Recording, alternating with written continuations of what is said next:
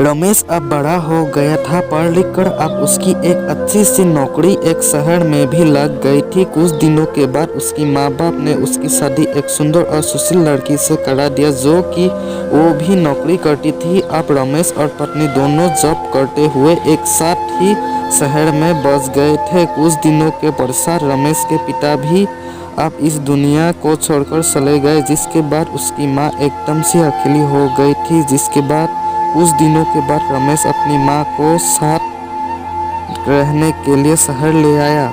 जिसके बाद शहर में आकर रमेश की माँ खुद को एकदम अकेली पाती थी। इस तरह उन्हें भी अच्छा नहीं लगता था, लेकिन एक माँ अपने बेटे की हमेशा खुशी ही चाहती है।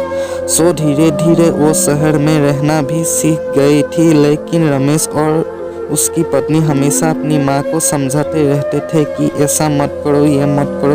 मतलब कि वे अपनी आगे माँ को गांव की एक तरह से गवार ही समझते थे। लेकिन माँ की दिल तो हमेशा से अपने बच्चों के लिए बड़ा ही होता है। वे सभी बातों को चुपचाप सुनकर हाँ में हाँ मिलाकर रह जाती थी।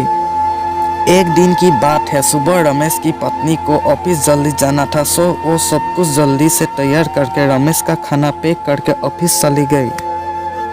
फिर इसके बाद रमेश भी जल्दी जल्दी तैयार होकर ऑफिस निकल गया था। फिर कुछ समय बाद रमेश की माँ ने देखा कि उसका बेटा तो खाने का लंच बॉक्स तो घर पर ही भूल गया था। तो माँ ने बिना देर करते हुए फटाफट ऑफिस पहुँच गई और पास से एक कुर्सी पर बैठ गई, क्योंकि कंपनी में बाहर के व्यक्तियों को अंदर जाने के लिए मना था। सो फिर बेटे को दिक्कत ना हो इसलिए फ़ोन ना करके मैसेज किया। लेकिन रमेश अपने काम में बिजी था। सो माँ के मैसेज पर ज़्यादा ध्यान नहीं दिया। लेकिन उसकी माँ बाहर कब से उसका इंतज़ार कर रही थी। इस तरह कोई घंटे बीत गया और इस बीच कोई मैसेज भी किया, लेकिन उसका कोई उत्तर नहीं आ रहा था। इस तरह रमेश की माँ को चिंता होने लगी थी।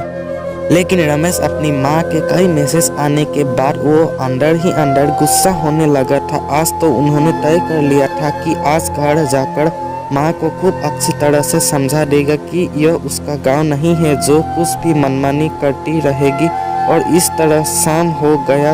अब रमेश घर आने के लिए कंपनी के बाहर निकला तो देखा तो उसकी माँ यही खड़ी है। उसे देखकर उसका गुस्सा 7वें आसमान पर था और बिना कुछ पूछे ही अपनी माँ को डांट फटक कराने लगा कि पहले तब घर में खाली बैठे बैठे मैसेज से परेशान करती रहती है और अब तो उसके कंपनी में भी आ गई है। आखिर उनका यह गांव नहीं है जो मनमानी करती रहेगी। यह सुनकर रमेश की माँ ने खाने का टिफिन रमेश की तरह आगे बढ़ा दिया, जिसे देखकर रमेश को अब समझते हुए देर ना लगी कि वो अपनी खाना भूल गया था, जिसे माँ ने उसे देने के लिए यहाँ आई थी। इसके बाद रमेश की माँ बोली, बेटा भले ही तुम बड़े हो गए हो, बड़े शहर में रहने लगे हो, भले ही अच्छे बुरे ज़्यादा समझ आ गई है, लेकिन मेरे लिए आज भी मेरे कलेजे का टुकड़ा ही हो, जिसे मैंने बचपन से लेकर आज तक पालते हुए आ रही हूँ। रमेश को अब आंखें खुल चुकी थी। आखिर उसकी माँ उसकी परवाह करते हुए खाना लेकर आई थी, जिसे वो बिना सोचे समझे अपनी माँ को डांट जा रहा था। अब वो अपने किए हुए पर बहुत पछतावा हो रहा था, जिसे देखकर माँ ने उसे एक बार फिर से गले लगा लिया। और इस तरह रमेश अब आगे से खुद को माँ के लिए बदल लिया था। अब उनकी पहले से ज़्यादा अच्छे से देखभाल करने लगा था, जिसके बाद माँ को अब शहर में भी अच्छा लगने लगा था, क्योंकि अब उसका बेटा फिर से उससे मिल गया था।